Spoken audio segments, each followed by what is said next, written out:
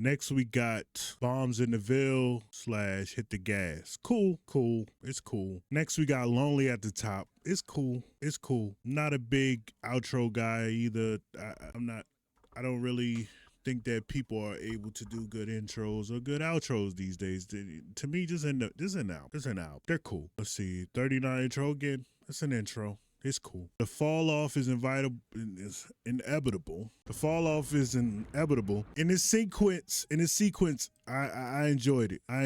In this sequence, I enjoyed it even more than when he originally dropped it. The Villas, him and Erykah Badu, of course. The Genius a lot. What is this? Cause is it Goody Mob or is it you? No, that's definitely my blanket. The chorus. There you go. Cole and Badu interpolate the chorus from Elevators. Yeah, Outkast. That's Outkast from ATLS. Okay, this made me want to go to listen to this album. Fun fact: I've never listened to Outkast before. The Love Below. Their albums. I know their songs. Their albums. Okay, but I don't feel like I have to. I enjoy Outkast. I enjoy the Outkast from Love Below on down. Doesn't matter how I got there. I got there. I know Andre is great. I know Big Boy is great and don't get enough credit. Cause I remember Big Boy around that time when Andre decided he didn't want to rap no more. Big Boy was still outside. I like the way you move and all that. I remember the video was on 106 in Park. We remember the video. So yeah, but the Villas, I enjoy that. That's one of the ones. That's definitely one of the ones. That's a replay. Old Dog. I mean, I had to keep playing it because I thought for some reason, Who the Fuck Is You kept going off, and I was like, wait, ain't this? But it seemed to be some sort of flip, or I don't know what he did there. But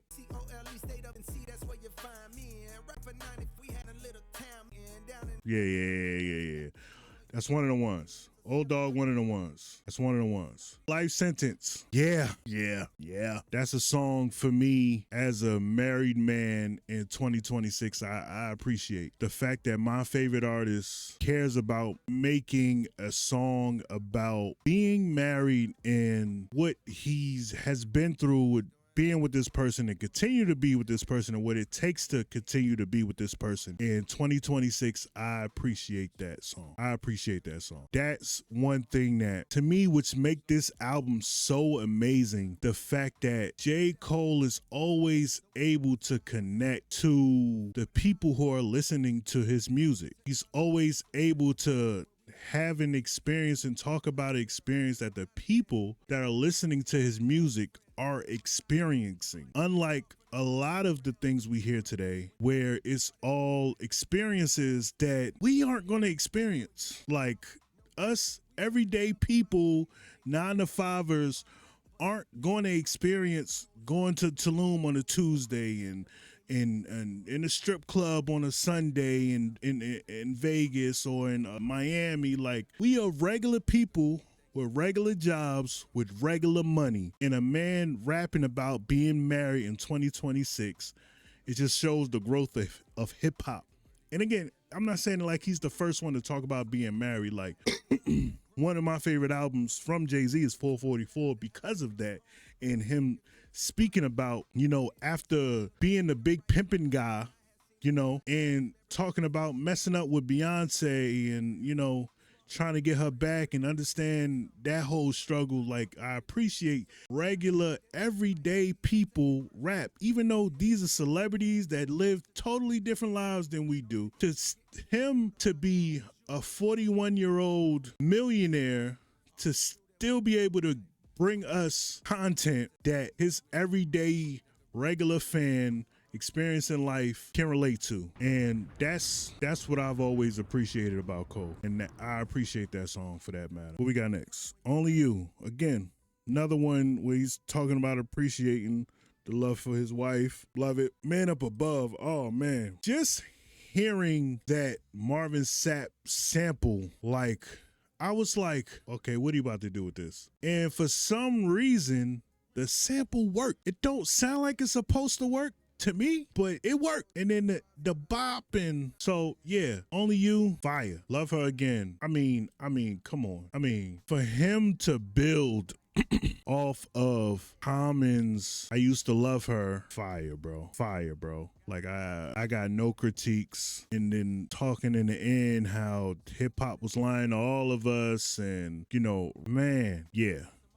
I mean, just listen to the song. It's self-explanatory. I don't need to say much about that. What if now I heard some criticism on the JBP. They didn't like him doing this concept because it's been done better. I just don't operate that way, that if somebody else, because he did the same thing with I Love Her Again from I Used to Love Her. I built off the concept. Now, well, what if it's still the same concept that's been done before? Like Glass and Malone had a song like this, we're talking about Pac, and I believe Kendrick has one like that. But I liked it.